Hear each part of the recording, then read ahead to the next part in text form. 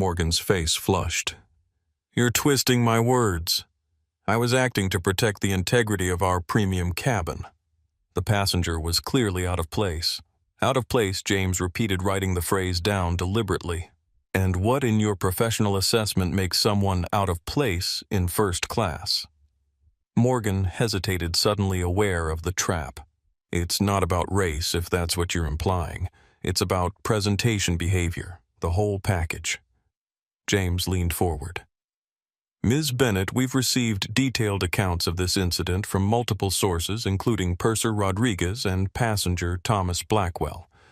These accounts describe behavior that violates no fewer than 6 specific company policies regarding passenger treatment and non-discrimination." "This is absurd," Morgan protested, her composure beginning to crack.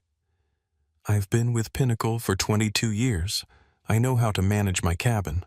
That girl was trying to access a seat she didn't belong in, and I addressed it appropriately." Elizabeth's expression hardened. "That girl, as you call her, was Jasmine Williams, daughter of Jackson Williams, CEO and founder of Pinnacle Airways." The color drained from Morgan's face. "What? The corporate account you found so suspicious, that was the CEO's family account." James explained, his tone clinical. "The passenger you deemed out of place in first class was the daughter of the man who owns the airline." Morgan's mouth opened and closed several times, no words emerging. The implications crashed over her in devastating waves. This is a mistake," she finally managed, her voice barely above a whisper. "I had no idea. How was I supposed to know?" "That's precisely the point," Ms. Bennett Elizabeth replied sharply. "You weren't supposed to know. No crew member should treat any passenger differently based on who they are or who you think they are. Your actions revealed a pattern of judgment and bias that is fundamentally at odds with Pinnacle's values." Morgan's breathing quickened, panic setting in. It was one mistake. 22 years of service, and you're going to fire me over one misunderstanding. James slid a document across the table. "This isn't about one incident, Ms. Bennett. Your personnel file contains 7 passenger complaints over the past 2 years alleging similar treatment, predominantly involving younger passengers and people of color. Each was dismissed as a misunderstanding after review by your regional manager." "Those complaints were resolved," Morgan protested. "William always understood that some passengers make frivolous claims when they don't get their way. William Reynolds will be addressing his own role in this pattern separately," Elizabeth stated coldly. "But today we're focused on your actions." She placed another document on the table. A termination letter, the Pinnacle Airways logo stark at the top of the page. "Morgan Bennett, effective immediately. Your employment with Pinnacle Airways is terminated for gross misconduct. This includes discriminatory behavior toward a passenger, abuse of authority, and filing a false in-flight report." Morgan stared at the letter, the reality of the situation finally sinking in. 22 years. Gone in an instant. "You can't do this," she whispered, tears welling in her eyes. "My whole career. My pension. Please." "It was one mistake." "It wasn't one mistake," James corrected her firmly. "It was a revealing moment that brought to light a pattern of behavior incompatible with our company's standards." Elizabeth stood. "You will surrender your company identification uniform items and all access credentials before leaving this room. Your final paycheck will be processed according to company policy. Your flight privileges are permanently revoked." "But how will I get home?" Morgan asked, desperation creeping into her voice. "That is no longer Pinnacle Airways' concern," Elizabeth replied. "Mr. Montez will escort you to collect your belongings from the crew hotel, after which you will need to make your own arrangements." A memory flashed through Morgan's mind, a young black woman she'd redirected to economy 2 years ago, who had tearfully asked the same question. "How will I get home?" Morgan had dismissed her concerns with cold efficiency. Now the tables had turned, and she found herself equally unprepared, equally vulnerable. What about due process? Morgan asked, grasping at procedural straws. Don't I have the right to defend myself, to present my side of the story? You've had the opportunity to explain your actions, James said. Your explanations only confirmed what the evidence already showed. You made assumptions based on appearance and acted on those assumptions despite clear evidence to the contrary. Morgan's hands shook as she reached for the termination letter. This can't be happening. My husband, our mortgage. I can't just lose everything over one incident. Consider for a moment, Elizabeth said, her voice slightly softer, but no less firm, what Jasmine Williams lost during that flight. Her dignity, her comfort, her right to be treated with basic respect. The difference is, she did nothing to deserve that loss. As Morgan processed these words, a new emotion began to surface beneath the panic and self-pity, the faint stirring of shame. Not just at being caught, but at the growing recognition that what she had done was fundamentally wrong. Can I at least apologize to her? Morgan asked, a last desperate attempt to salvage something from the wreckage. Elizabeth's expression remained unmoved. Ms. Williams has already departed the airport. And frankly, Ms. Bennett, an apology motivated by self-preservation rather than genuine remorse would serve no purpose other than to ease your conscience. As Rafael Montez stepped forward to collect her credentials, Morgan Bennett sat in stunned silence, finally understanding the true cost of her prejudice. She had tried to gatekeep the front of the plane only to find herself permanently barred from the entire airline. The karma wasn't just swift, it was absolute. And in the quiet moments that followed as she surrendered her wings pin and company ID, a question began to form in her mind, one that would haunt her in the weeks to come. How many other passengers had she judged dismissed or humiliated based on the same flawed assumptions? And how many of those passengers hadn't had a CEO father to ensure justice was served? In the tranquil elegance of the Windsor suite, the chaos of Heathrow's main terminals felt a world away. The room's soft lighting, leather furnishings, and subtle artwork created an atmosphere of exclusive calm.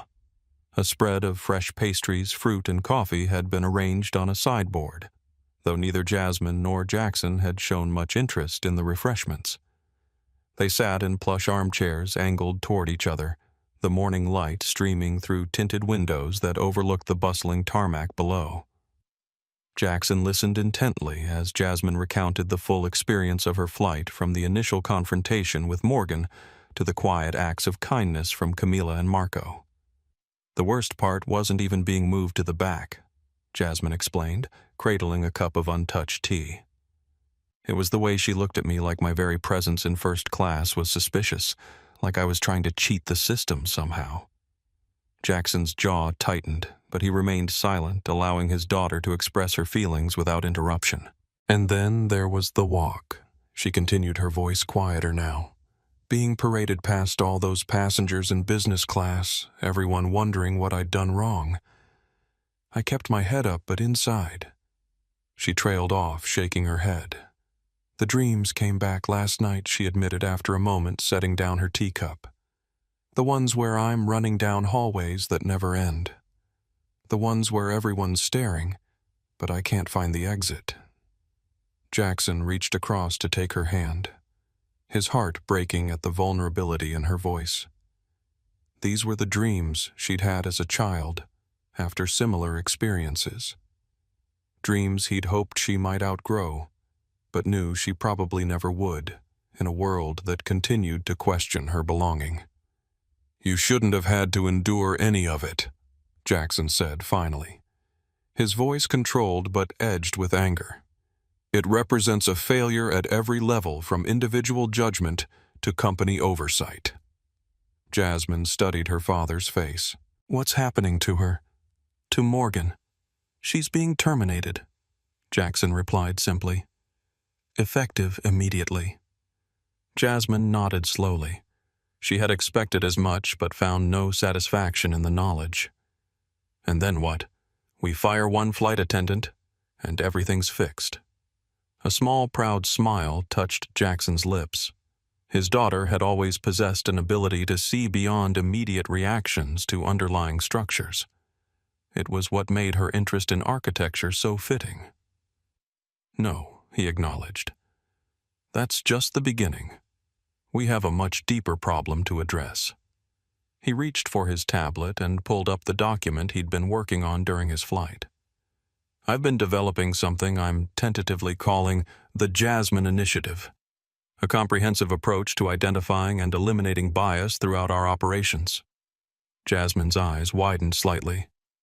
"You named it after me. If you're comfortable with that," he replied. "Though we can certainly choose another name." "No, it's fine," she said quickly, then laughed softly. "Actually, it's more than fine. It's meaningful." She hesitated. "I was working on something similar during the flight, a training program focused on dignity and respect." Jackson's eyebrows rose. "Show me." Jasmine pulled her sketchbook from her backpack and opened it to the pages she'd filled during the long hours in seat 47E. Jackson leaned forward, scanning the detailed notes and diagrams his daughter had created. "This is remarkable," he said after a moment, genuine admiration in his voice. "You've addressed several angles I hadn't even considered. I was thinking about it from a spatial perspective," Jasmine explained, pointing to one of her diagrams. "How physical environments signal who belongs and who doesn't. A first-class cabin is designed to be exclusive, but that exclusivity shouldn't be based on anything but the price of the ticket." "That's exactly the kind of insight we need," Jackson agreed. "Most corporate training focuses on what people say or do not, how spaces themselves can reinforce bias." They began comparing notes, father and daughter finding common ground in their shared vision for change. Despite the circumstances that had brought them to this moment, there was something healing in the collaborative energy between them. Before Jasmine could respond, there was a discreet knock at the door. A staff member entered and whispered something to Jackson, who nodded in acknowledgement. "Mr. Blackwell has arrived," Jackson explained to Jasmine. "I asked if he would be willing to speak with us before he leaves the airport." Moments later, Thomas Blackwell was shown into the suite. He was tall and distinguished, his tailored suit showing minimal signs of the transatlantic journey. His expression was serious but not unfriendly as he approached. "Mr. Williams," he said, extending his hand. "Thomas Blackwell. Though under better circumstances I would have preferred a different introduction to Pinnacle's CEO." Jackson shook his hand firmly. "I appreciate you taking the time to meet with us, Mr. Blackwell. This is my daughter Jasmine." Thomas turned to Jasmine with a respectful nod. "Ms. Williams. First, let me say how sorry I am for what you experienced. It was completely unacceptable." "Thank you," Jasmine replied. "And thank you for speaking up. Camila mentioned you provided a statement." "I did?" Thomas confirmed, accepting the seat Jackson offered him. "In my position, I've learned that documentation is essential when addressing instances of misconduct." "Your statement was incredibly helpful," Jackson said. "Precise, detailed, and objective." Thomas's expression darkened slightly. "Unfortunately, I've had practice. What happened to your daughter wasn't an isolated incident. I've witnessed similar treatment on other airlines and occasionally even on Pinnacle flights, though never quite so blatant." Even as an executive with platinum status, Jackson asked, though he already knew the answer. Status, helps Thomas acknowledged with a wry smile. "But it doesn't erase all preconceptions. I still get the occasional, 'Are you sure you're in the right line?' at priority boarding, or the surprised look when I'm upgraded to first class." Jasmine nodded in recognition. "It's exhausting always having to prove you belong in spaces where others are simply assumed to belong." "Exactly," Thomas agreed. "For what it's worth, you handled yourself with remarkable poise. Many adults with far more experience wouldn't have maintained such dignity." He turned to Jackson. "I've been thinking about this situation since it happened, about what it represents and what might be done to address it. I'd like to hear your thoughts." Jackson replied, genuinely interested in this perspective, from someone who had witnessed the incident firsthand. It seems to me, Thomas began thoughtfully, that what happened to Jasmine is a symptom of a much larger issue in the airline industry, and frankly in most customer service environments. Staff are trained to enforce policies and protect exclusive spaces, but they're rarely taught to examine the assumptions that inform their enforcement decisions. Exactly, Jasmine interjected, leaning forward. It becomes about who looks like they belong rather than who actually has the right to be there. Thomas nodded. And when those assumptions go unchallenged, they become entrenched. They become policy in all but name. Jackson watched this exchange with growing resolve. This wasn't just about his daughter or one flight attendant's bias. This was about a pervasive reality that affected countless passengers every day, regardless of their connections or status. Mr. Blackwell Jackson said after a moment, "I'm planning a major overhaul of our training and accountability systems to address these issues more effectively. Would you be interested in lending your perspective to that effort?" Perhaps as a member of a newly formed passenger advocacy board, Thomas appeared genuinely surprised by the offer. "That's not what I expected when I agreed to this meeting," he admitted. "But yes, I would be interested. On one condition. And that is that it's not just window dressing," Thomas said directly.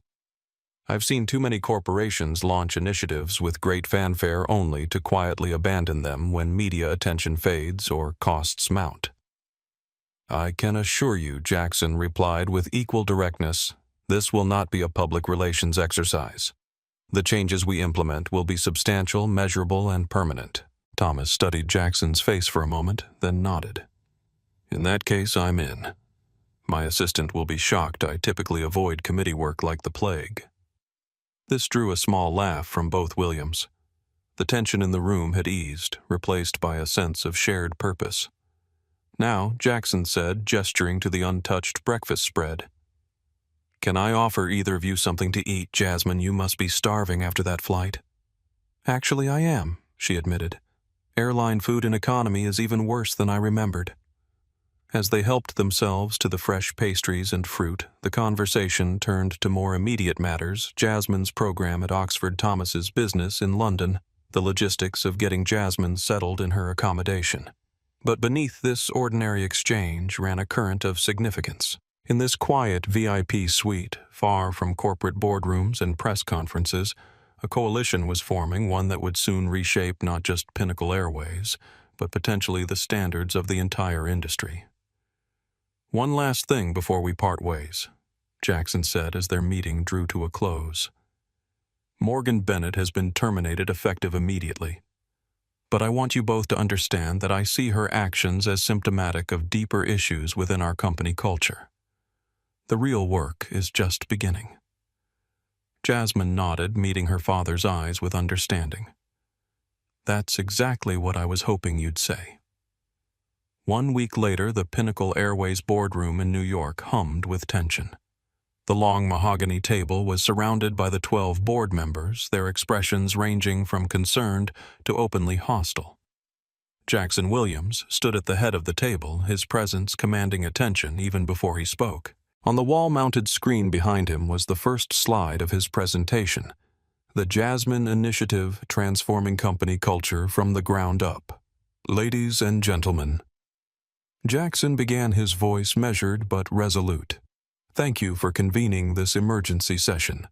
As you're all aware, a serious incident occurred on flight PA438 last week, involving my daughter Jasmine Williams." He proceeded to outline the events clinically and precisely, avoiding emotional language, but sparing no detail. The faces on screen grew increasingly grave as he described Morgan Bennett's actions, the subsequent investigation, and the immediate termination. William Reynolds, a silver-haired veteran of the industry with a perpetual frown, shifted uncomfortably in his seat. He had been unusually quiet during the preliminary discussions, perhaps aware that his role in dismissing previous complaints against Bennett had already been noted. While I recognize that swift action was necessary in this case, Reynolds finally interjected when Jackson paused. I'm concerned about the precedent we're setting. Firing a long-serving employee without a formal investigation period feels reactionary. Jackson's expression remained neutral, but his eyes hardened slightly. Ms. Bennett's conduct was documented by multiple witnesses, including the purser and a high-status passenger. But more importantly, William, this isn't an isolated incident. With a few keystrokes, Jackson shared a spreadsheet on the screen. This is a compilation of passenger complaints involving alleged discriminatory treatment over the past 2 years. You'll note that 73% were dismissed after cursory investigation, primarily by regional managers. The board members leaned closer to their screens, scanning the data with growing discomfort. And if you sort by the manager who handled the investigation, Jackson continued highlighting a column, you'll find that you, William, personally dismissed 18 complaints, including 3 against Morgan Bennett. Reynolds' face flushed with anger. Those complaints were meritless. Passengers routinely exaggerate when they don't get their way. Perhaps some do, Jackson acknowledged. But when we see patterns, the same flight attendants, the same types of passengers, the same dismissive responses we have to question whether our investigation process itself is compromised. Gabriela Hernandez, one of the newer board members, spoke up. Jackson, these numbers are disturbing. What are you proposing? Jackson shifted to a new document, the outline of the Jasmine initiative he had drafted during his flight. I'm proposing a comprehensive overhaul of our hiring, training, evaluation, and accountability processes.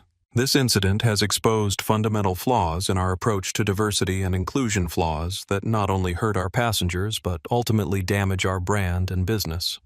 He detailed the key components: enhanced bias training for all customer-facing staff, a restructured complaint investigation process with external oversight, anonymous testing using passengers of various demographics, revised performance metrics that incorporated equitable treatment, and a new passenger advocacy board with representation from diverse backgrounds. The implementation will require significant resources, he concluded. I'm allocating an initial $25 million to this initiative, and I'm prepared to increase that figure if necessary. William Reynolds scoffed audibly. $25 million because one flight attendant made a bad call. This is precisely the kind of emotional overreaction I was concerned about. Michael Washington, who had been silent until now, removed his glasses deliberately. William, with respect, I think you're missing the point. This isn't about one flight attendant or one incident. This is about recognizing that our current systems are inadequate. Exactly, Gabriela Hernandez agreed.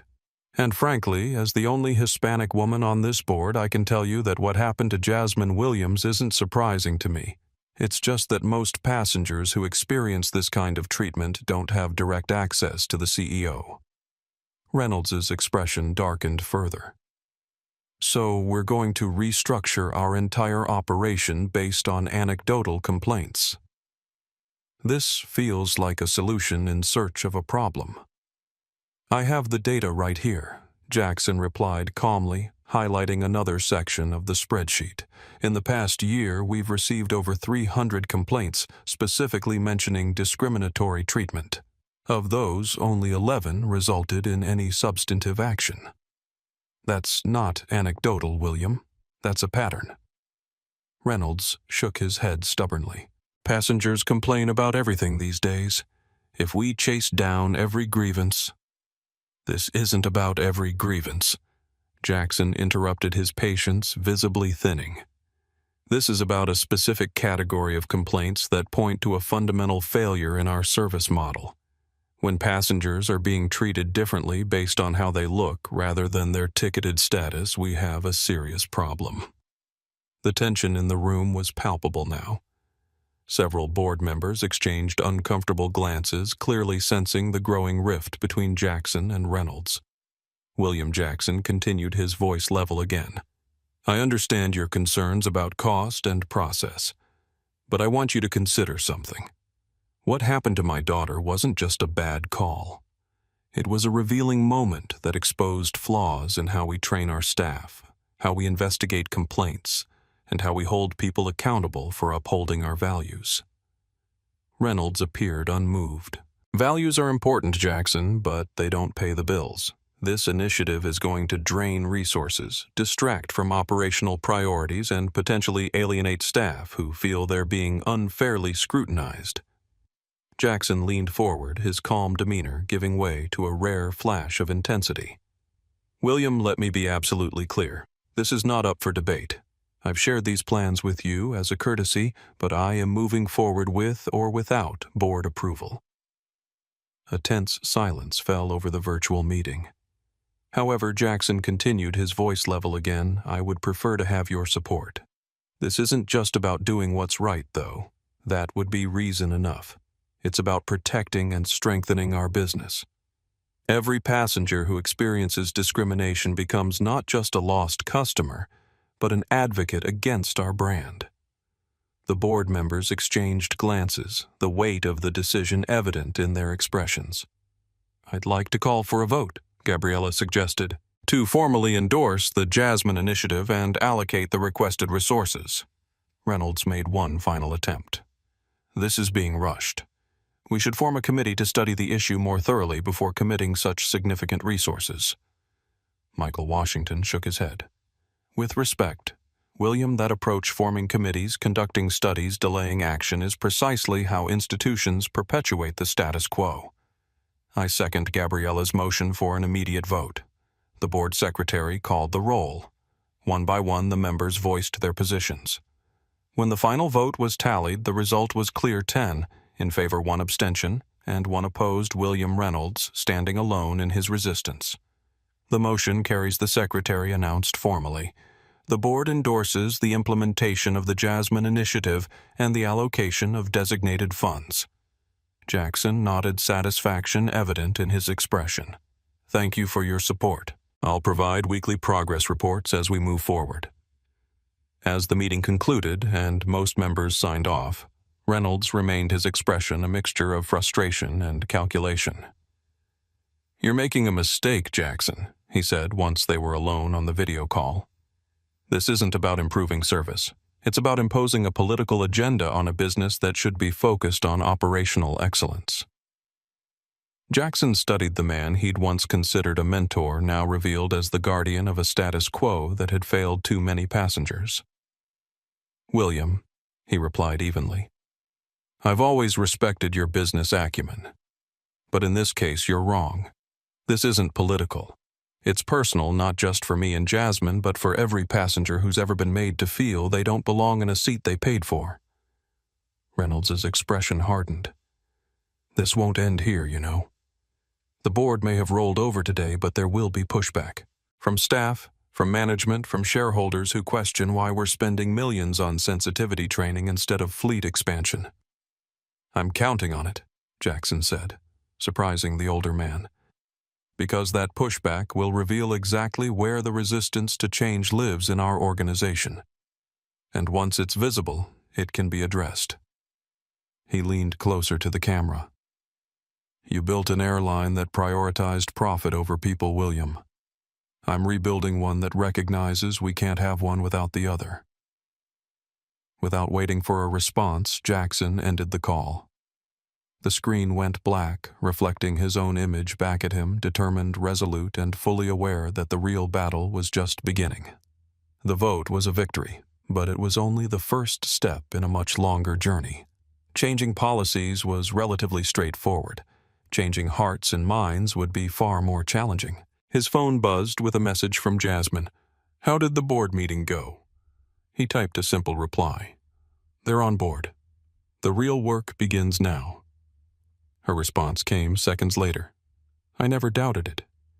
You're Jackson Williams. Making the impossible happen is what you do. A small smile touched his lips. For all her precociousness, there were moments when Jasmine still viewed him with a child's unshakable faith. He only hoped he could live up to that faith in the months ahead. 2 weeks later, the main auditorium at Pinnacle Airways London headquarters was filled to capacity. Employees from every department and level of the organization sat in attentive silence as Jackson Williams took the stage. The event was being live-streamed to all Pinnacle facilities worldwide, ensuring that every employee from baggage handlers in Singapore to reservation agents in Sao Paulo could witness this moment. Jackson stood at the podium, his presence commanding even without the microphone that carried his voice to thousands of employees across the globe. "Good morning," he began, his tone measured and deliberate. 2 weeks ago, an incident occurred on Pinnacle Flight PA438 from New York to London that has forced us to confront an uncomfortable truth. Despite our stated values and policies, discrimination still exists within our company. A murmur rippled through the audience. While rumors had circulated about a high-profile termination, most employees weren't aware of the full story. A young woman was removed from her assigned first-class seat and relocated to the back of the aircraft. The flight attendant responsible claimed security concerns, but the evidence clearly showed that the passenger was targeted because of her age, her casual attire, and, let's be honest, the color of her skin. Jackson paused, letting the gravity of the statement sink in. What makes this story noteworthy isn't just that it happened, but that our systems failed at every level. The purser's concerns were ignored. Previous complaints against this employee had been dismissed. A culture of silence and acquiescence had developed that allowed bias to flourish unchecked. He looked out at the sea of faces, his expression resolute. "I could stand here and tell you that this was an isolated incident, a single bad actor who has since been removed. But that would be a lie. The truth is far more challenging. This incident exposed deep flaws in our hiring practices, our training protocols, our accountability structures, and our corporate culture." The silence in the auditorium was absolute, now hundreds of employees hanging on every word. "Today, I'm announcing the most significant operational transformation in Pinnacle's history. We're calling it the Jasmine Initiative, named for the passenger who experienced this treatment, and who, I should add, happens to be my daughter." A collective gasp swept through the room. This revelation added a personal dimension that no one had anticipated. But make no mistake, Jackson continued, this initiative isn't about special treatment for one passenger. It's about ensuring that every passenger, regardless of their appearance, age, or background, receives the respect and dignity they deserve. He outlined the key components of the initiative, his voice gaining strength and conviction with each point. First, we're implementing a comprehensive retraining program for all customer-facing staff. This isn't the perfunctory online module you click through during your annual review. This is an immersive scenario-based program developed in consultation with leading experts in diversity and inclusion. Second, we're overhauling our complaint investigation process. From now on, all allegations of discriminatory treatment will be reviewed by an independent panel that includes external advocates and representatives from diverse backgrounds. Third, we're establishing a new executive position, Chief Dignity Officer. This person will report directly to me and will have broad authority to implement and enforce our non-discrimination policies across all departments and regions. As Jackson continued detailing the initiative, the cameras captured the various reactions throughout the audience. Some employees nodded in agreement, others looked uncomfortable, and a few appeared openly skeptical. I'm pleased to announce that Camila Rodriguez, formerly a purser on our transatlantic routes, will be promoted to Director of Cabin Culture. In this role, she'll oversee the implementation of our new training protocols and serve as a direct advocate for flight crew concerns.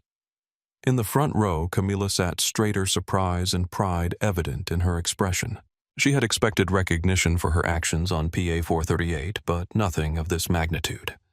Additionally, we're recognizing Junior Flight Attendant Marco Santos with our inaugural Courage Award for his decision to provide assistance to a passenger in need, even when it meant challenging a superior's questionable directive. A spotlight found Marco in the audience, his face flushing with a mixture of embarrassment and pride as his colleagues applauded.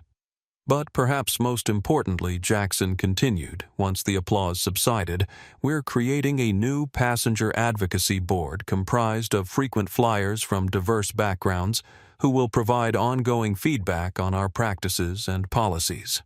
I'm honored to announce that Thomas Blackwell, Executive Vice President at Meridian Global, has agreed to serve as the inaugural chairperson of this board.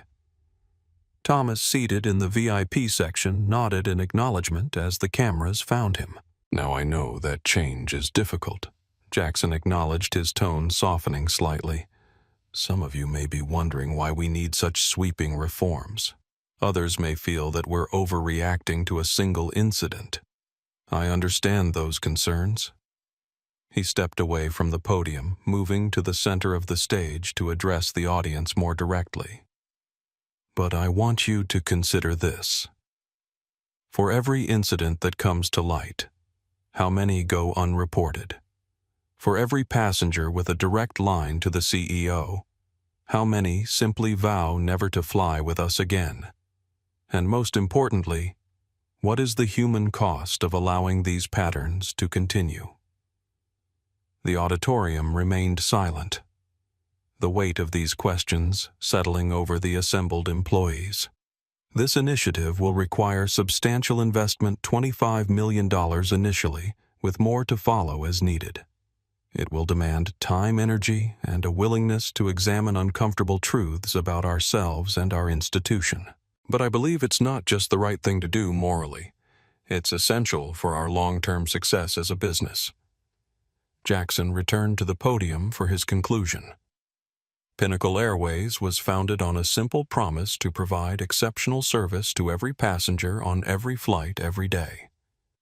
Today, we're recommitting ourselves to that promise not just in words, but in concrete actions that will transform how we operate at every level. The journey ahead won't be easy. Change rarely is.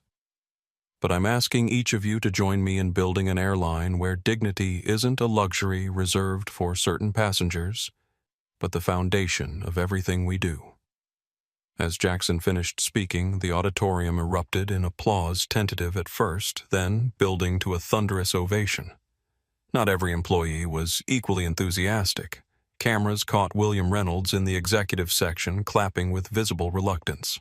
But the overall response was clear. The majority of Pinnacle's workforce was ready for change. After the presentation, media outlets worldwide picked up the story. Initial coverage focused on the shock value CEO's daughter humiliated by airline staff, but quickly evolved into deeper analysis of the initiative itself.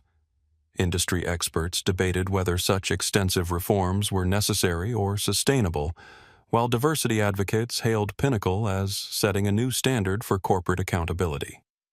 Within days, competing airlines began reviewing their own training and complaint procedures, aware that the spotlight that had found Pinnacle could easily shift their way.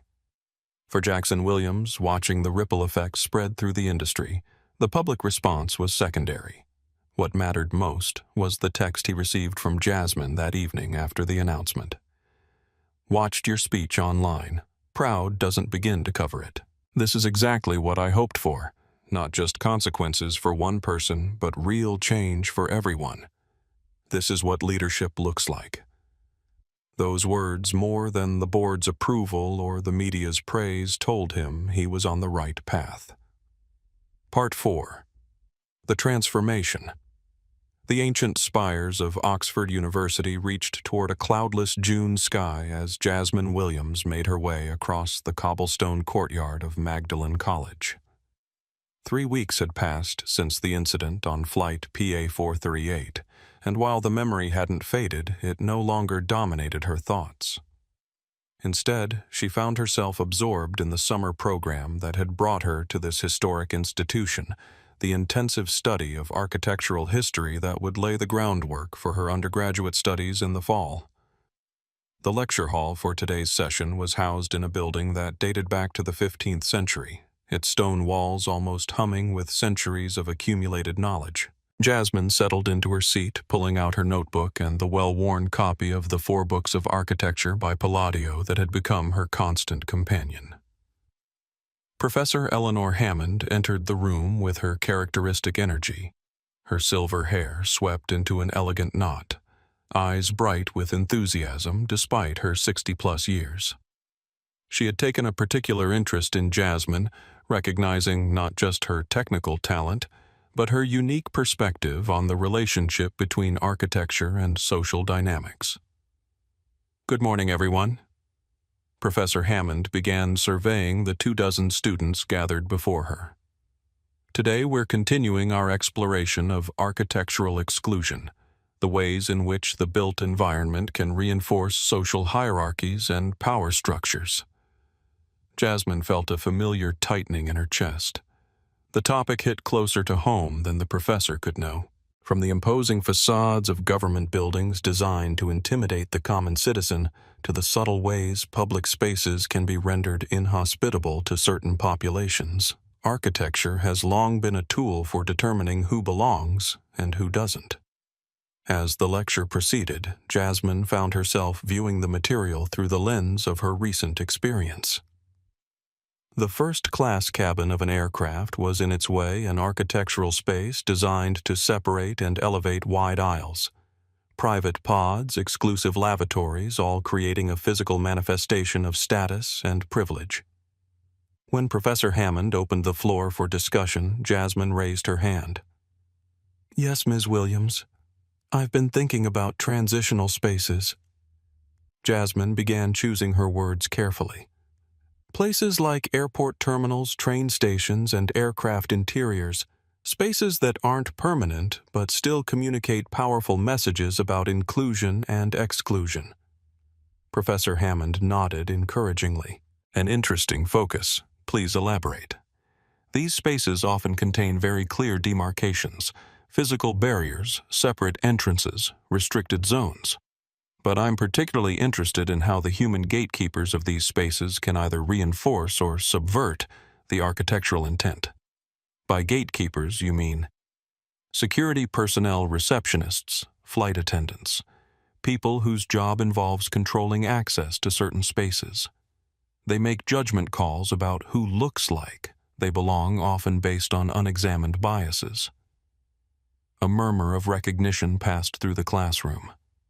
Many students of color nodded in understanding, while some of their white peers listened with expressions ranging from curiosity to discomfort. "That's a fascinating point, Ms. Williams," Professor Hammond said, genuine interest in her voice. "The intersection of architectural design and human judgment creates a complex dynamic of inclusion and exclusion that goes beyond pure physical barriers." After class, Professor Hammond approached Jasmine as she gathered her materials. "Your observations today were quite insightful, Jasmine. Have you considered developing this line of thinking for your final project?" Jasmine hesitated, then decided to share a bit more. "Actually, Professor, my interest isn't purely academic. I recently experienced being judged as out of place in a premium space because of how I looked." Professor Hammond's expression softened with understanding. "I suspected there might be a personal dimension to your comments. Would you be comfortable sharing more over coffee in the college garden?" Jasmine recounted the incident on flight PA438. Professor Hammond listened attentively, asking occasional questions, but mostly allowing Jasmine to tell her story without interruption. "What fascinates me," Jasmine concluded, "is how quickly that flight attendant made assumptions based on my appearance. The first-class cabin was designed to be exclusive, yes, but she added her own layer of gatekeeping based on her idea of who belonged there." "And now your father is implementing this initiative named after you," Professor Hammond mused. "That must feel rather extraordinary." Jasmine smiled slightly. "It's a bit surreal, but what really matters to me is that it's not just about punishing one person. It's about changing the whole structure that allowed it to happen. That's what makes it so interesting from an architectural perspective," Professor Hammond noted. "You're essentially talking about redesigning social systems, not just physical spaces." The conversation sparked something in Jasmine's mind, a connection between her academic interests and the real-world changes her father was implementing. Over the next several days, she began developing a new project, one that went beyond the requirements of her summer program. She called it Architecture of Belonging, a comprehensive study of how physical spaces and human systems interact to create environments of either inclusion or exclusion. Using her sketchbook digital modeling tools and interviews with fellow students from diverse backgrounds, she began documenting how different people experienced the same spaces in dramatically different ways. The architecture library became her sanctuary, where she spent hours researching how spaces had historically been designed to include or exclude certain populations. She discovered that the grand staircases of government buildings weren't just aesthetic choices, but deliberate barriers to those with mobility issues. She studied how certain neighborhoods were designed with inadequate public transportation, effectively isolating lower-income residents. But Jasmine wasn't interested only in identifying problems. She began sketching alternative designs, railway stations where all passengers entered through the same elegant portal rather than separate entrances for different classes. Airport terminals where security was thorough but humane. Aircraft interiors that maintained premium services without creating visible hierarchies of worth. One evening, as she worked late in the design studio, a notification appeared on her tablet, a news alert about Pinnacle Airways. The headline read, "Airline industry takes notice as Pinnacle's Jasmine initiative gains momentum." The article detailed how other major airlines were beginning to examine their own training practices in the wake of Pinnacle's highly publicized reforms. It quoted industry experts who initially dismissed the initiative as an emotional overreaction, but were now acknowledging its potential to set new standards for customer service and inclusion. Jasmine saved the article to her research folder, a complex mixture of emotions washing over her. The incident that had left her feeling humiliated and powerless was now catalyzing change far beyond what she could have imagined. It didn't erase the memory of that moment standing in the galley while Morgan Bennett questioned her right to be there, but it transformed its meaning. The dreams still came occasionally, corridors that stretched endlessly, voices whispering just beyond hearing, doors that wouldn't open, but they had lost some of their power. Now, when she woke, instead of the lingering sense of exclusion, she focused on the designs taking shape in her mind, spaces that welcomed rather than rejected. As her project developed, Jasmine began incorporating elements directly inspired by her father's initiative training modules that used architectural visualization to help staff recognize and counter bias, redesigned physical spaces that removed unnecessary barriers, and reporting systems that captured exclusionary experiences before they became patterns. When she presented her work to Professor Hammond, the professor was visibly impressed. "This goes well beyond architectural theory, Jasmine. You've created something that could have real-world applications." "That's my hope," Jasmine acknowledged. "I've been sharing notes with my father as he implements the initiative. He's actually incorporated some of my ideas into the training materials." "You should consider publishing this," Professor Hammond suggested, "perhaps as a case study in the Journal of Inclusive Design. I'd be happy to co-author with you if you're interested." The offer took Jasmine by surprise. "You think it's that significant I do?" The professor confirmed. "What you're proposing isn't just about making spaces more accessible or comfortable. It's about fundamentally rethinking the relationship between physical environments and human dignity. That's revolutionary in its way." As the summer program neared its conclusion, Jasmine found herself transformed not just by the academic experience, but by the unexpected journey that had begun with that confrontation on flight PA-438. What Morgan Bennett had intended as an act of exclusion had instead sparked a creative and intellectual awakening. On her final evening in Oxford, Jasmine sat on a stone bench in the college garden, sketching the ancient walls and archways that had housed scholars for centuries. These spaces had once excluded women and people of color entirely. Now she sat within them as both beneficiary and critic, appreciating their beauty, while imagining how they might evolve to become truly inclusive. Her phone chimed with a video call from her father. When she answered, his face appeared tired but satisfied. The first cohort of flight attendants just completed the new training program, he reported. The feedback has been overwhelmingly positive. Your architectural perspective made a real difference in how we structured the exercises. I'm glad Jasmine said genuinely pleased. How is William Reynolds handling the changes? Jackson's expression turned wry, still resistant but increasingly isolated.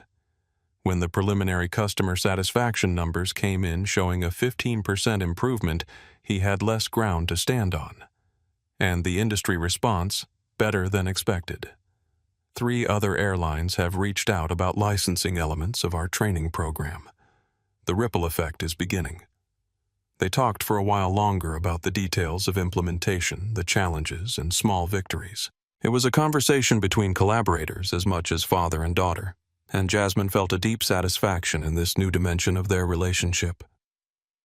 As they prepared to end the call, Jackson's expression grew more serious. I received a letter today, he said, from Morgan Bennett. Jasmine's breath caught slightly. What did it say? It was addressed to you, actually. I've forwarded it to your email. It's up to you whether you want to read it. After they said their goodbyes, Jasmine sat in the garden for a long time before opening her email. The letter from Morgan was there, its subject line simply, from Morgan Bennett. With a deep breath, she opened it, unsure what to expect. Anger, excuses, self-justification. Instead, she found something more complex and human. Dear Ms. Williams, you don't know me, though. Our brief interaction changed the course of both our lives. My name is Morgan Bennett, and I was the flight attendant who removed you from your seat on Pinnacle Flight PA 438 3 months ago. The letter continued for several paragraphs, neither a simple apology nor a request for forgiveness. It was an attempt to articulate a journey from certainty to doubt, from defensiveness to reflection. I won't claim that I've completely transformed my thinking, Morgan had written toward the end. Change doesn't happen that quickly or easily. But I am beginning to understand how my actions affected you and others like you over the years. I'm starting to see what I couldn't or wouldn't see before. This letter isn't a request for forgiveness or understanding. You owe me neither. It's simply an acknowledgement of harm done and lessons belatedly learned. Jasmine closed the email, her emotions too complex to name. She felt no triumph in Morgan's downfall, no satisfaction in her struggle. But there was a certain peace in knowing that the ripples of change had reached even the person who had initiated this journey. The night before her final presentation, Jasmine received another text from her father. The first group of flight attendants completed the new training program today. Their feedback was overwhelmingly positive. Your contributions made a difference. Proud of you, kiddo. She smiled at the message, then returned to putting the finishing touches on her presentation. Tomorrow she would share her vision of an architecture that welcomed rather than excluded, that embraced human diversity rather than enforcing narrow definitions of belonging. Morgan Bennett had told her she didn't belong in seat 2A.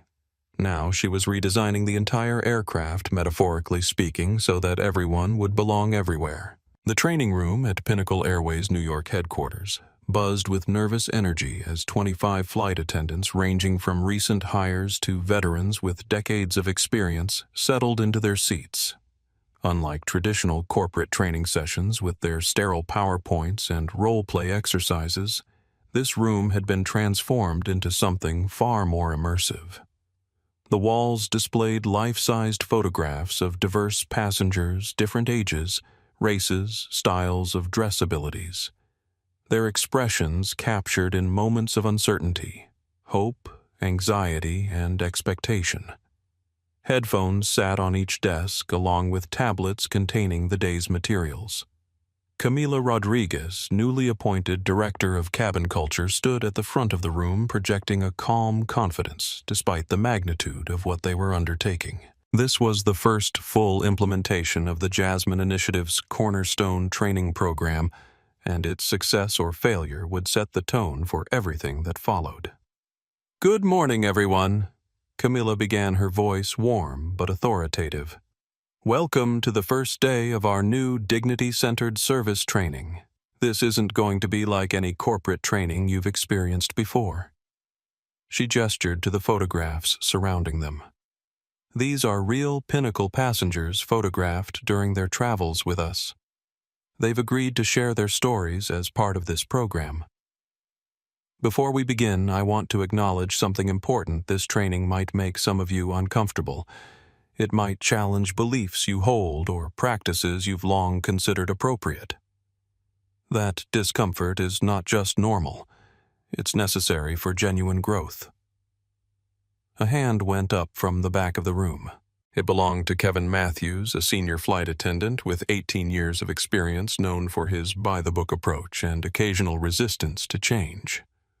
"With respect, Camilla," he said, a hint of skepticism in his voice. "We've all had diversity training before. How is this different from the same presentations we sit through every year?" Camilla nodded, having anticipated this question. "Fair point, Kevin. The difference is threefold.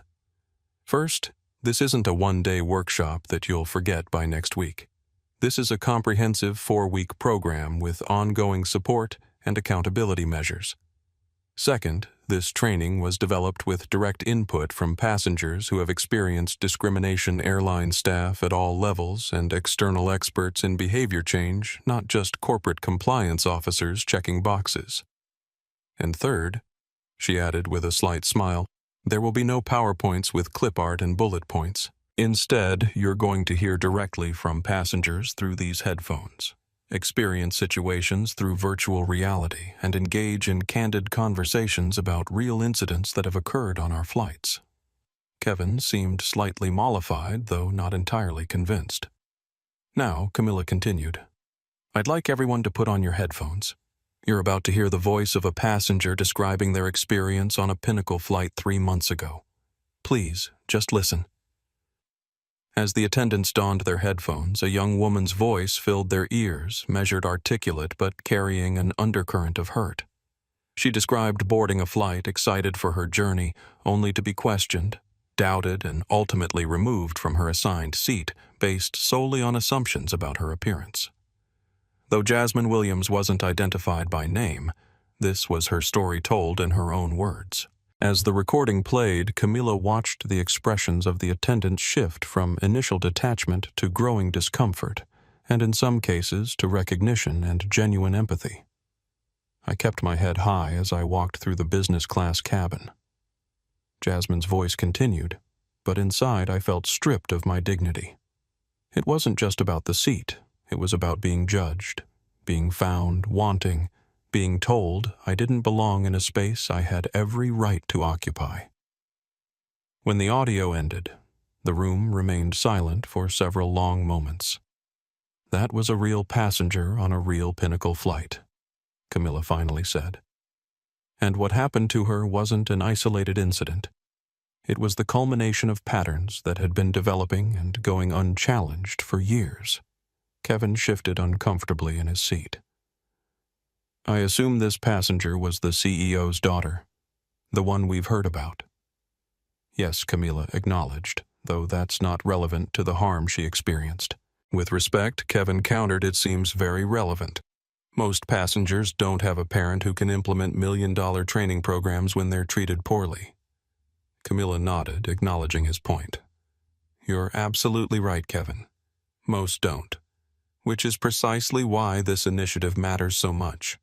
For every Jasmine Williams who had a direct line to someone with the power to create change. How many passengers have we lost forever because they were judged excluded or made to feel unwelcome based on their appearance?"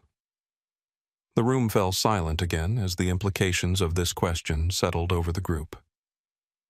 Over the next 4 weeks, the training progressed from awareness to action. The attendants learned to recognize their own implicit biases, practiced intervention techniques when witnessing problematic behavior from colleagues, and developed strategies for ensuring every passenger felt welcomed and respected. Not everyone embraced the training with equal enthusiasm.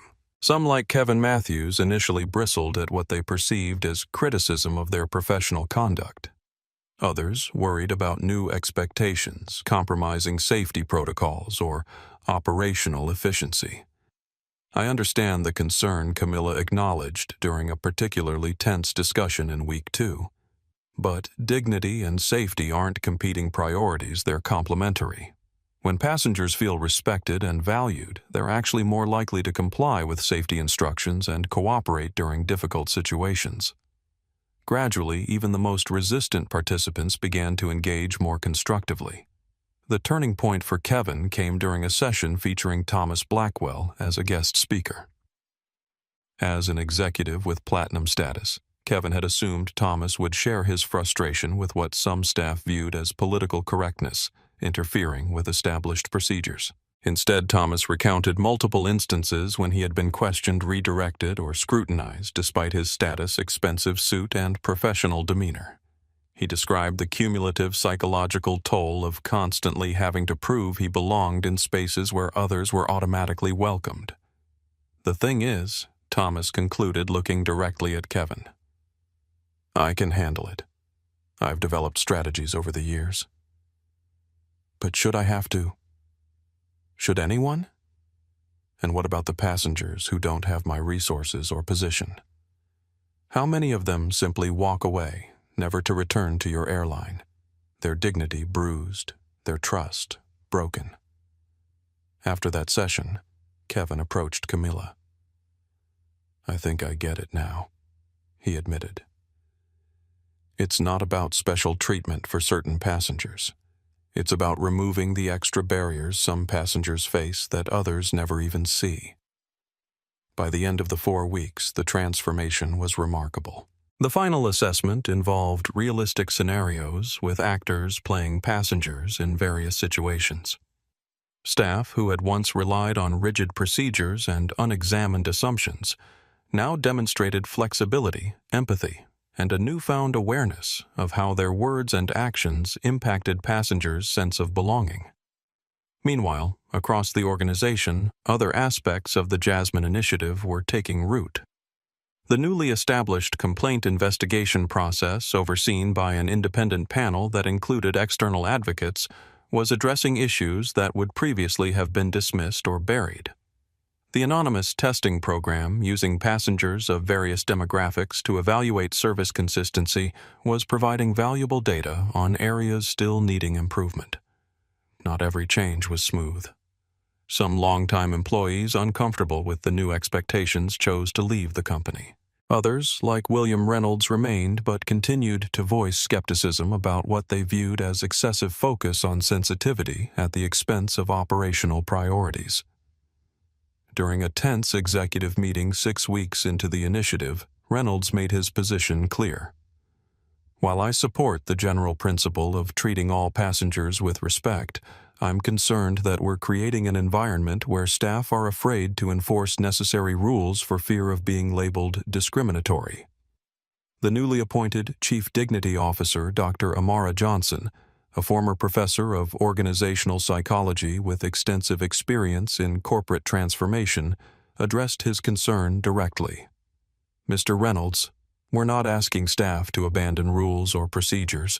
We're asking them to apply those rules and procedures consistently and without bias. The data we've collected already shows that certain groups of passengers are significantly more likely to be questioned, challenged, or subjected to extra scrutiny than others, even when their behavior is identical. Reynolds remained unconvinced, but his influence was waning as evidence of the initiative's positive impact accumulated. Customer satisfaction scores were rising, particularly among demographics that had historically reported lower ratings. Staff retention was improving in departments that had embraced the changes most fully. The real test came 8 weeks into the implementation when a video surfaced online showing a Pinnacle flight attendant questioning a young Asian woman's right to be in business class. The incident had occurred just days before the Jasmine Initiative was announced, but the timing of the video's release created a potential public relations crisis. In the past, Pinnacle might have issued a bland statement about investigating the matter while quietly managing the issue behind the scenes. Instead, Jackson Williams addressed it head-on in a video statement. The incident depicted in this video represents exactly the kind of behavior we are working to eliminate through the Jasmine Initiative. The flight attendant involved has been identified and is currently undergoing our new training program. We've also reached out directly to the passenger to apologize and invite her to join our passenger advocacy board. The transparency was risky but effective. Rather than generating negative headlines, the response was praised as a model of corporate accountability.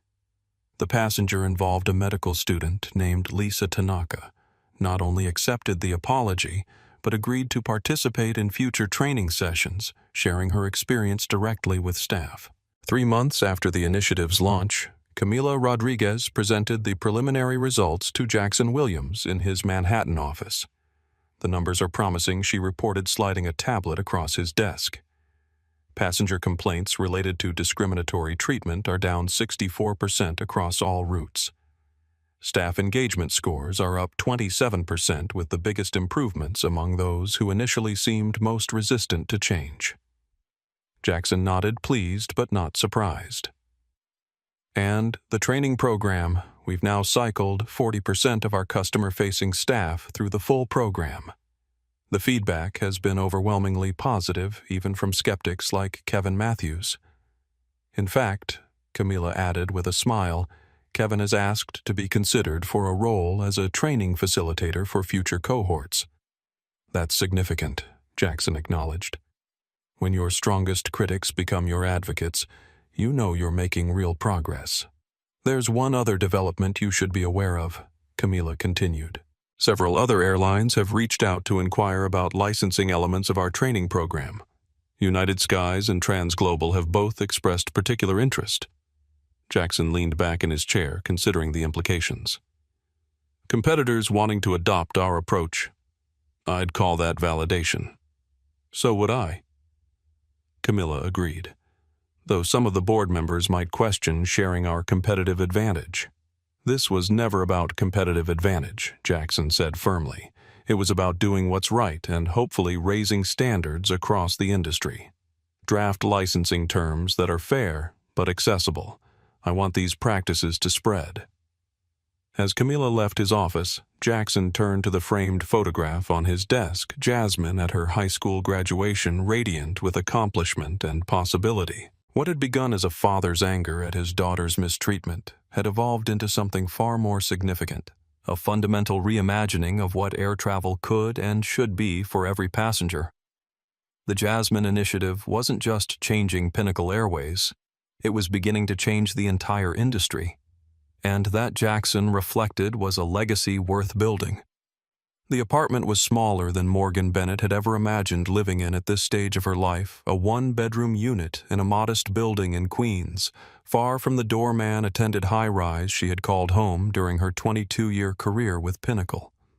The walls were thin enough that she could hear her neighbor's television through them, a constant reminder of her diminished circumstances. 3 months had passed since her termination at Heathrow. 3 months of frantic job applications, dwindling savings, and growing desperation. Her impressive resume, 2 decades with a premier airline, consistent performance ratings, specialized training in first-class service, had become radioactive in an industry where news traveled fast and HR departments conducted thorough background checks. She sat at her small kitchen table, scrolling through yet another rejection email from a regional carrier. While we appreciate your experience, we have decided to pursue other candidates whose qualifications better match our current needs. The carefully crafted corporate language couldn't disguise the underlying message. No one wanted to hire the flight attendant whose discriminatory behavior had launched a major industry initiative. Morgan closed her laptop and moved to the window, gazing out at the uninspiring view of the building across the street. How had everything unraveled so completely, so quickly? In her darkest moments, she still maintained that she had done nothing wrong, that she had simply been following protocol, protecting the premium cabin, maintaining standards. But as the weeks passed, as she watched news reports about the Jasmine initiative and read articles detailing the changes at Pinnacle, doubt had begun to creep in. The conversation she replayed most often in her mind wasn't the confrontation with Jasmine Williams or the termination meeting with Elizabeth Foster. It was a seemingly casual exchange from years earlier during a crew dinner in Singapore. A junior flight attendant had questioned why they automatically scrutinized younger passengers or casually dressed travelers in premium cabins. "Isn't that profiling?" the young woman had asked. Morgan had dismissed her concern with practiced confidence. "It's not profiling, it's pattern recognition. In 20 years, I've learned to spot who belongs and who doesn't. That's not bias, it's experience." The table had nodded in agreement. The question effectively silenced the junior attendant, absorbing the lesson that such concerns weren't welcome. And Morgan had felt validated, her approach endorsed by collective acceptance.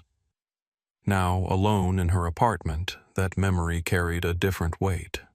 What she had confidently called pattern recognition, she now recognized as something else entirely, a set of assumptions and biases that she had not only embraced but actively taught to others.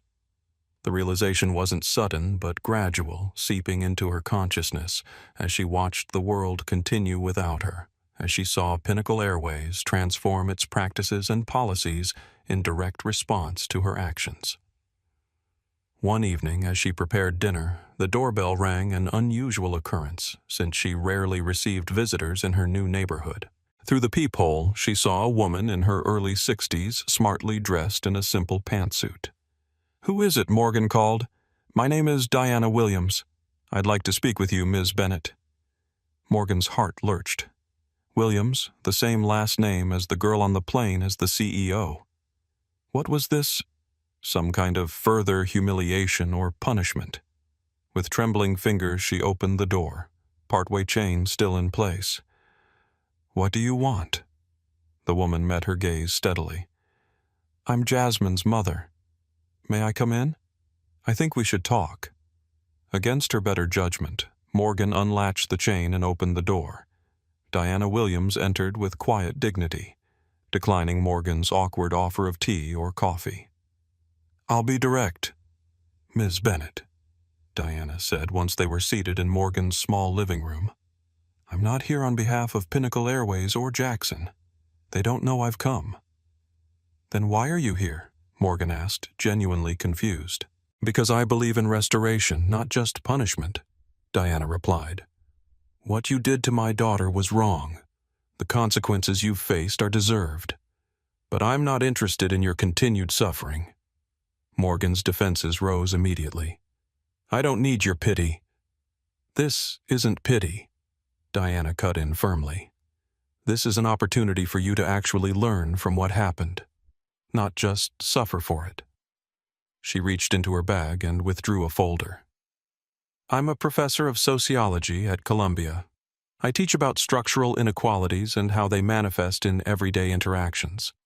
I also serve on the board of the Center for Restorative Justice." She placed the folder on the coffee table between them. "This contains information about a program we run, a 6-week course that helps people understand the impact of biased behavior and develop new patterns of thinking and acting." Morgan stared at the folder without touching it. "And you think this will magically fix everything? Get me my job back. Make everyone forget what happened." "No," Diana said simply. "It won't do any of those things. Your actions have consequences that can't be undone. But it might help you understand why what happened happened and ensure you don't repeat those patterns in whatever comes next for you." "Why would you do this?" Morgan asked, suspicion edging her voice. "Why would you help the person who humiliated your daughter?" Diana's expression softened slightly. "Because my daughter is going to be fine. She has resources, support resilience. But the patterns of thinking that led you to treat her the way you did, those patterns hurt people every day who don't have Jasmine's advantages. If this program helps you recognize and change those patterns, then maybe the next young person of color you encounter won't face the same treatment." Morgan's eyes filled with unexpected tears. "I've lost everything," she whispered. "You've lost a job," Diana corrected gently. "You still have your life, your mind, your capacity to change." She stood to leave, placing a business card on top of the folder. "The next session starts in 2 weeks. Think about it." After Diana left, Morgan sat staring at the folder for a long time, emotions churning within her. Part of her wanted to throw it in the trash to reject this unexpected and unwanted outreach. But another part, a quieter voice that had been growing stronger in these months of solitude and reflection, urged her to at least look at the information. With reluctant fingers, she opened the folder and began to read. The program was called Recognizing and Dismantling Bias, a Restorative Approach. It wasn't designed specifically for people like her who had faced public consequences for discriminatory actions. It was a general educational program for anyone seeking to understand and address their own biases. The description emphasized that the course wasn't about shame or blame, but about honest self-examination and practical tools for change. Participants would learn about the psychological and sociological roots of bias practice, recognizing their own biased thoughts, and develop strategies for making different choices in the future. Morgan closed the folder overwhelmed. The idea that Jasmine Williams's mother would seek her out not for retribution, but to offer a path toward genuine understanding was almost too much to process. Her phone chimed with a notification, another news article about the Jasmine Initiative, this one featuring an interview with a flight attendant named Kevin Matthews, describing how the new training had fundamentally changed his approach to passenger interactions. "I used to think I treated everyone equally," he was quoted saying. "But the training helped me recognize subtle biases in how I responded to different types of passengers. Now, I'm much more aware of making sure everyone feels genuinely welcomed, not just technically served." Morgan closed the article, a complex emotion rising within her. Not quite resentment, not quite regret, but something in between. Why was Kevin Matthews being celebrated for learning the lesson that had cost her everything? The answer, she knew deep down, was timing and attitude. He had been willing to learn, to change, to grow. She had dug in, defended, denied. After weeks of procrastination, Morgan finally did something she had been avoiding since her return to New York. She opened a blank document and began typing. "Dear Ms. Williams, you don't know me, though our brief interaction changed the course of both our lives. My name is Morgan Bennett, and I was the flight attendant who removed you from your seat on Pinnacle Flight PA-438 3 months ago." The letter took hours to compose each sentence, requiring careful consideration. It wasn't a simple apology. It couldn't be given the complexity of what had happened and its far-reaching consequences. It was an attempt to articulate a journey from certainty to doubt, from defensiveness to reflection. "I won't claim that I've completely transformed my thinking," she wrote toward the end. "Change doesn't happen that quickly or easily. But I am beginning to understand how my actions affected you and others like you over the years. I'm starting to see what I couldn't or wouldn't see before. This letter isn't a request for forgiveness or understanding. You owe me neither. It's simply an acknowledgement of harm done and lessons belatedly learned." She signed it, printed it, and addressed an envelope to Jasmine Williams, care of Pinnacle Airways headquarters. Whether it would reach her or not, whether she would read it or discard it unread, Morgan couldn't know. But the act of writing it felt necessary, a small step toward honest reckoning with what she had done and who she had been. 2 days later, Morgan received a call from a hiring manager at Hudson River Ferries, a company that provided commuter and tourist services along the Hudson. The position was for a customer service representative, a significant step down in both status and salary from her flight attendant role. But at this point, any opportunity was welcome.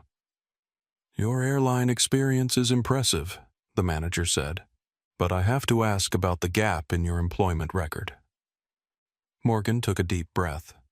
She had prepared for this question, rehearsing various ways to frame her departure from Pinnacle without outright lying, but without revealing the full story either. But in that moment, standing in her small kitchen with the weight of the past 3 months pressing down on her, she made a different choice. "I was terminated from Pinnacle Airways for discriminatory behavior toward a passenger," she said simply. "I made assumptions based on how someone looked, and those assumptions were wrong. It cost me my career, but more importantly, it caused real harm to another person." The silence on the other end of the line stretched uncomfortably. "That's unusually candid," the manager finally responded. Most candidates would try to put a more favorable spin on that situation. "I've tried that approach in dozens of interviews," Morgan admitted. "It hasn't worked. And honestly, I'm tired of pretending this didn't happen or that it wasn't significant." There was another pause before the manager spoke again. "We'll need to discuss this with our team, but I appreciate your honesty. It says something about where you are now, even if it doesn't erase what happened." The call ended without a clear outcome, and Morgan had little expectation that it would lead to anything positive.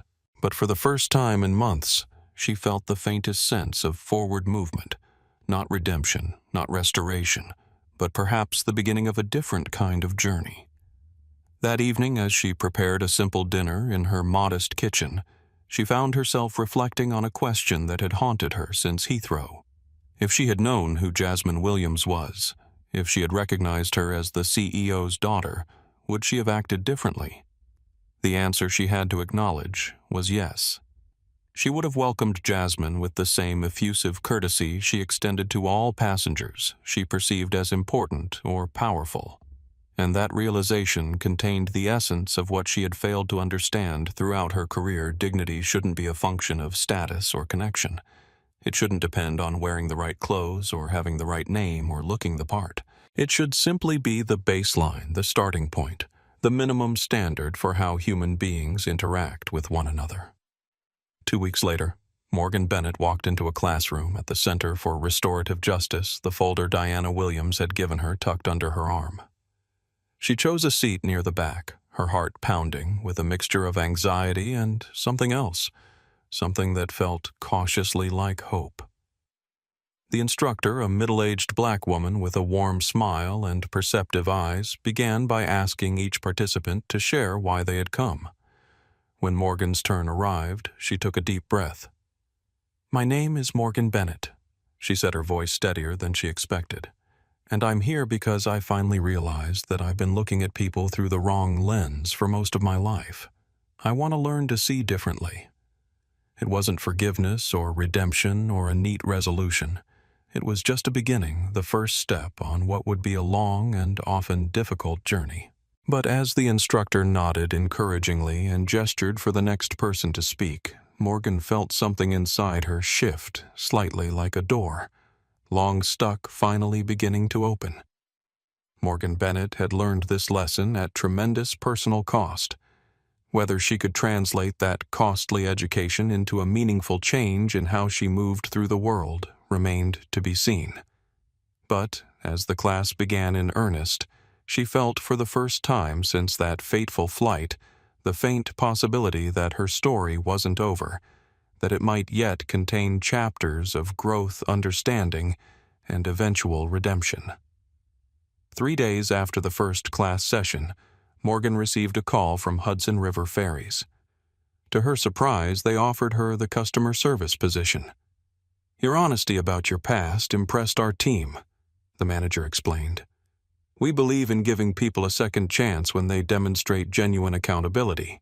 It wasn't the glamorous international career she had built over 2 decades, but it was a start, an opportunity to practice the new awareness she was developing in a direct customer service role.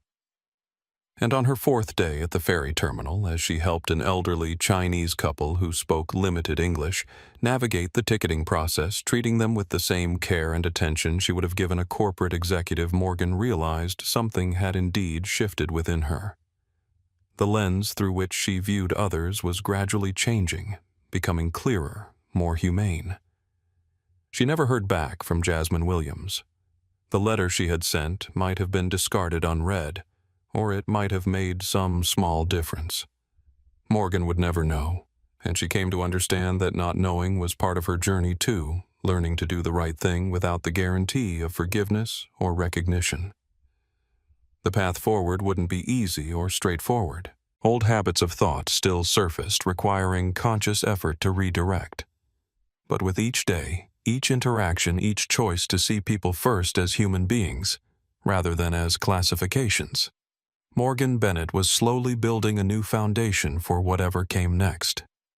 The conference room on the 52nd floor of Pinnacle Airways Manhattan headquarters offered a panoramic view of the city skyline, the afternoon sun glinting off glass and steel. Around the polished table sat members of the Pinnacle Foundation Board executives, community leaders, and education advocates who oversaw the company's philanthropic initiatives. At the head of the table stood Jasmine Williams, now 18, and in her first semester at Columbia University's architecture program. Despite her youth, she carried herself with quiet confidence as she advanced to the next slide in her presentation. "The data is clear," she explained, gesturing to the graph displayed on the screen.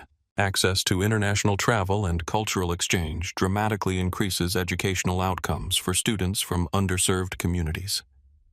Yet these are precisely the students least likely to have such opportunities." Jackson Williams watched his daughter from his seat at the opposite end of the table, pride evident in his expression. When Jasmine had first approached him about presenting her idea to the foundation board, he had offered to champion it for her. She had politely declined, insisting on making the case herself. "What I'm proposing," Jasmine continued, advancing to a slide titled Architecture of Opportunity, "is a comprehensive scholarship program that would provide international travel experiences specifically tailored to students interested in design architecture and urban planning." She outlined the program structure: fully funded summer study programs abroad for high school and college students from low-income backgrounds, mentorship connections with professionals in their fields of interest, and ongoing support through a community of fellow scholars. The preliminary budget for a pilot program serving 20 students would be approximately $1.2 million, she concluded. This includes travel expenses, program fees, stipends for living costs, and administrative overhead. As Jasmine fielded questions from the board members addressing concerns about selection criteria, program logistics, and measurable outcomes, Jackson remained silent, allowing her to navigate the discussion without his intervention. Finally, Gabriela Hernandez, who served on both the corporate and foundation boards, posed the question that had been hovering unspoken. "Jasmine, this is clearly a thoughtful and worthwhile proposal. But I have to ask, is this connected to your experience on Flight PA438? Is this a response to what happened to you?" Jasmine considered the question carefully before responding. "Yes and no," she said finally. "That experience certainly informed my thinking about access and belonging. But this isn't about me or what happened on that flight." She gestured toward the window to the city beyond. "It's about the thousands of young people out there with talent and potential who may never experience the world beyond their neighborhoods, not because they lack ability or interest, but because they lack opportunity, and crucially, because they don't see themselves reflected in these fields. My experience on that flight was unpleasant, but it was momentary. I knew I belonged in that seat regardless of what anyone thought. But what about the young person who's never been told they belong in architecture, in design, in any space dominated by voices and perspectives different from their own? That's who this program is for." The room fell silent as her words sank in. Jackson, watching the expressions around the table shift from polite interest to genuine engagement, knew his daughter had won them over, not through his influence, but through her own clarity of vision and purpose. After a brief deliberation, the board voted unanimously to approve the pilot program with a commitment to evaluate expansion based on first-year outcomes. As the meeting concluded and board members filed out with congratulatory words for Jasmine, Jackson approached his daughter. "That was impressive," he said simply. "You didn't need my help at all." Jasmine smiled. "I learned from the best, and I had good material to work with. The research from my Oxford project really strengthened the proposal." "I'm matching the foundation's commitment personally," Jackson told her. "That's not the CEO speaking. That's your dad. I believe in what you're building here." The program, officially named the Architecture of Opportunity Scholarship, launched with its inaugural cohort 6 months later. The selection process had been rigorous but holistic, identifying 20 students with demonstrated interest in design fields and significant financial need. The announcement event held in a community center in the Bronx, rather than Pinnacle's corporate headquarters, reflected the program's focus on accessibility and inclusion. The 20 selected scholars, ranging in age from 16 to 20, gathered with family members, mentors, and program administrators to celebrate this life-changing opportunity. Jasmine, who had insisted on a limited role in the public-facing aspects of the program to avoid overshadowing the scholars, stood quietly at the back of the room as Jackson addressed the gathering. "When my daughter first presented this idea to our foundation board," he began, "she spoke about access and opportunity, about opening doors that have historically been closed to too many talented young people. But what struck me most was her understanding that opportunity isn't just about financial resources. It's about belonging, about seeing yourself reflected in spaces and fields where you've been told directly or indirectly that you don't fit." He gestured to the 20 scholars seated in the front rows. "Each of you has already demonstrated remarkable talent and determination. This program isn't charity. It's investment in the future of design architecture, and ultimately in the future of how we all experience the built environment around us." Following the formal presentations, Jasmine circulated among the scholars, engaging them in conversations about their interests and aspirations. One young woman, Alicia Rodriguez, approached her with barely contained excitement. "I still can't believe this is happening," Alicia confessed, clutching the program materials. "I've dreamed about studying sustainable urban design in Copenhagen since I was 14, but I never thought it would actually be possible."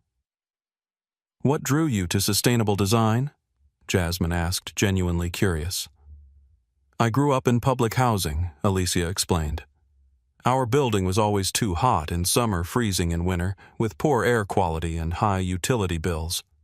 I started researching better approaches and discovered this whole world of sustainable design that could transform how people like my family live." As Jasmine listened to Alicia's passion and vision, she felt a profound sense of purpose. This was the real power of what they were building, not just sending students abroad, but nurturing voices and perspectives that would transform these fields from within. The program's impact extended beyond the individual scholars. Partner institutions in London, Barcelona, Tokyo, and other global design centers began developing more inclusive approaches to their own programs. Mentors reported that their interactions with the scholars had challenged and expanded their own thinking about design and accessibility. 1 year after its launch, the Architecture of Opportunity Scholarship was featured in major design and education publications. Applications for the second cohort tripled, and several other corporations approached the Pinnacle Foundation about creating similar initiatives in different fields. For Jasmine, watching the program grow beyond her initial vision was both gratifying and humbling.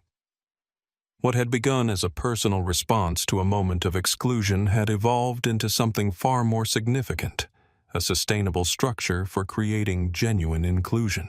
During a mentorship event at Columbia University, where several of the scholars were paired with established architects, Thomas Blackwell approached Jasmine with evident admiration. "You've created something remarkable here," he observed.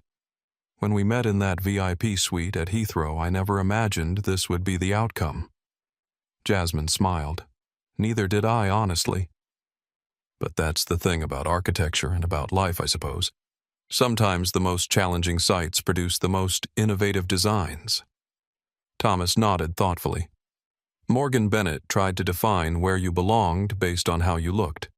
Instead, you've redefined belonging itself for an entire generation of designers." As the scholars and mentors engaged in animated discussions around them, Jasmine reflected on the journey from seat 47E to this moment. Morgan Bennett had questioned her place in first class, but in doing so had inadvertently helped her find her true place, not just as a passenger or even as an architect, but as someone who could fundamentally reshape how access and opportunity were distributed. And that Jasmine realized was the ultimate form of belonging, not fitting into spaces others had designed, but creating new spaces where everyone could belong. The familiar chime of the boarding announcement echoed through Heathrow's Terminal 5 as Jasmine Williams joined the queue for Pinnacle Airways flight PA 438 to New York. 1 year had passed since that fateful journey in the opposite direction, a year of transformation, growth, and unexpected impact. Now, a sophomore at Columbia, Jasmine had returned to London to evaluate the first international cohort of her scholarship program and to deliver a guest lecture at Oxford on design as radical inclusion. The trip had been a resounding success, but she was ready to return home, her sketchbook filled with new ideas and observations.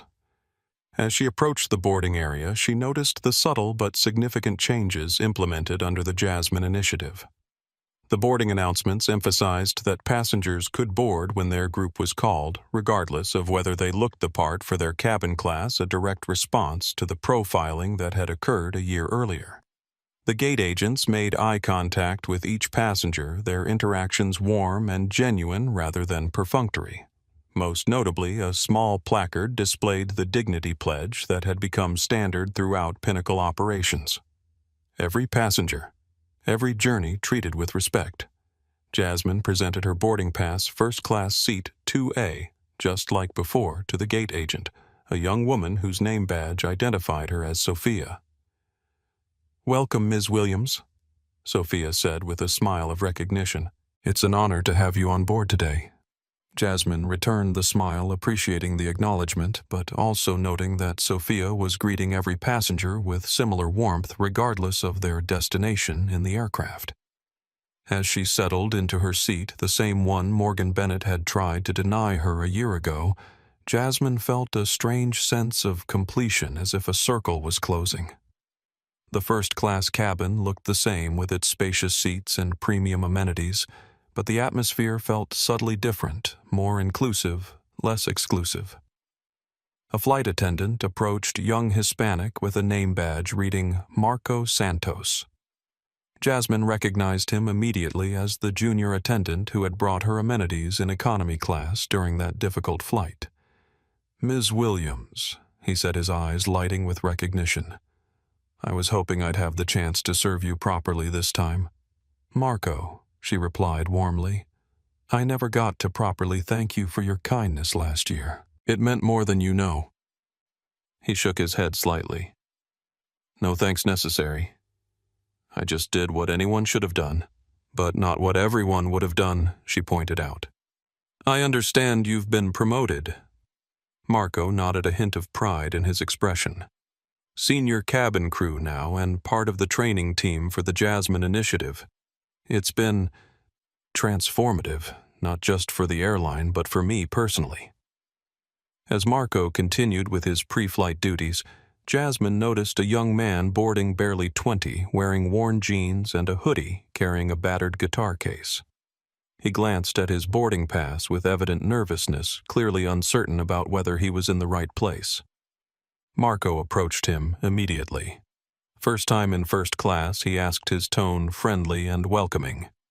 The young man nodded, visibly relieved at the absence of judgment in Marco's manner. "Well, you're in exactly the right place," Marco assured him, helping him stow his guitar in a safe location.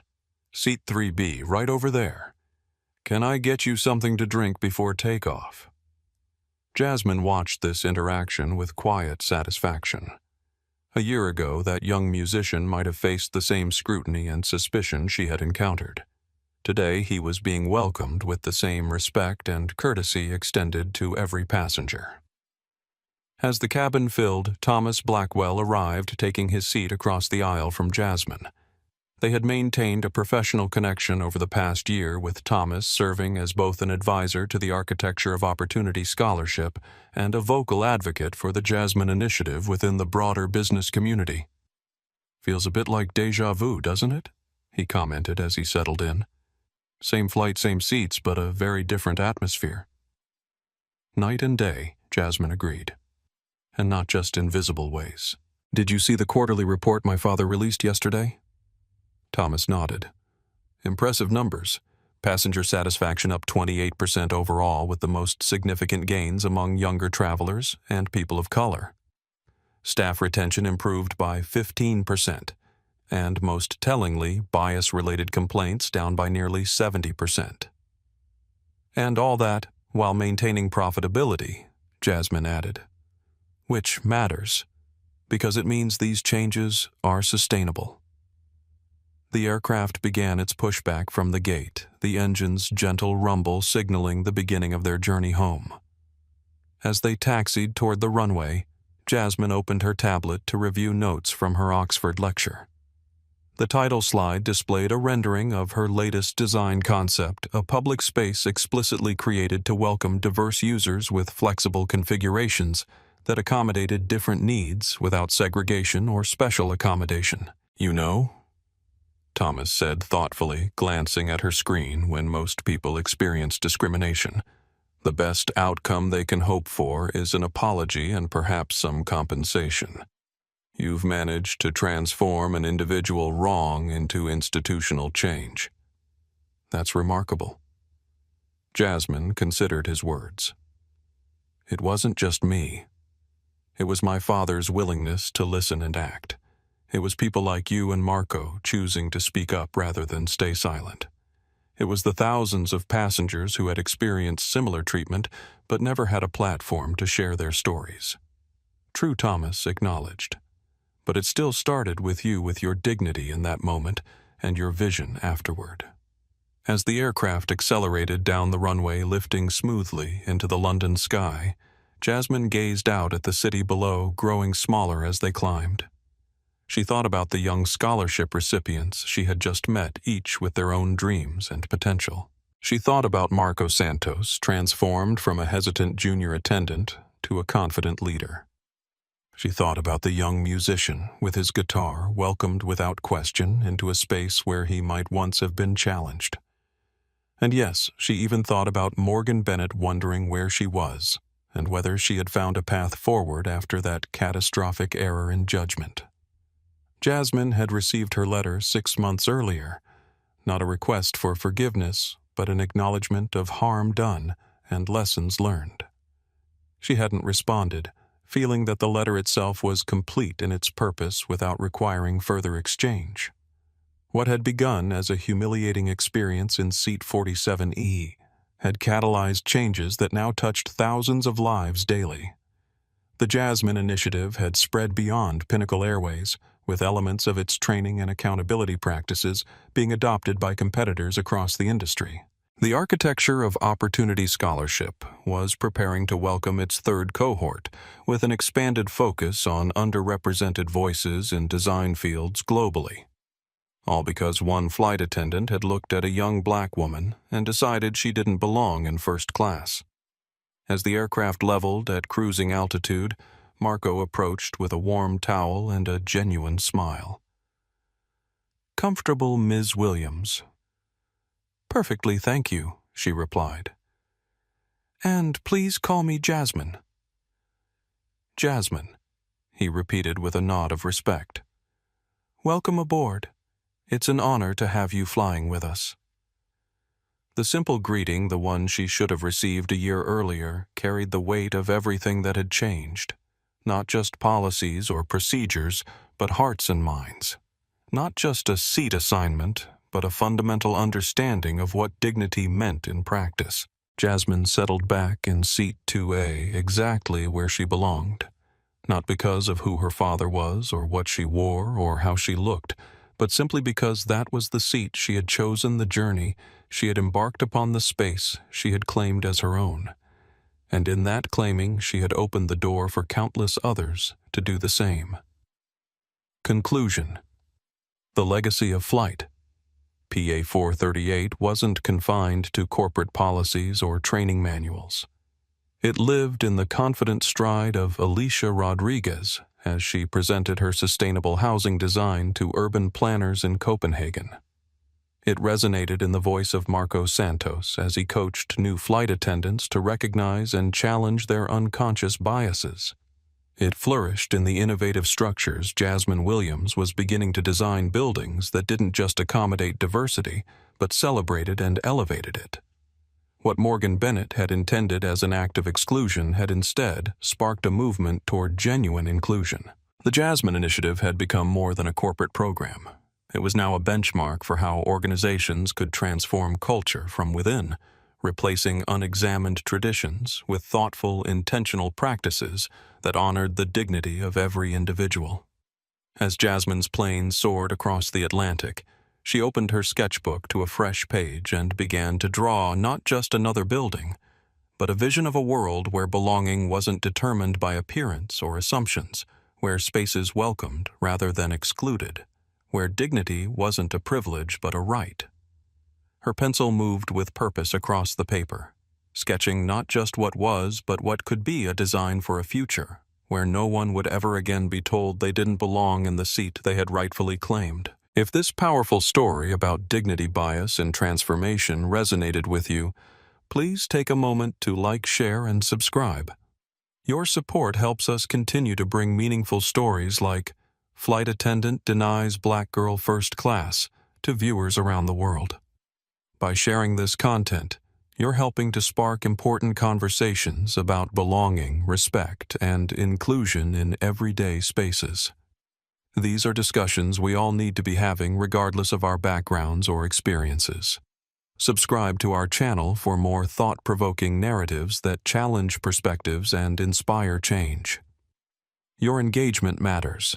It tells us what stories connect with you and helps us create content that makes a difference. Remember, change begins with awareness.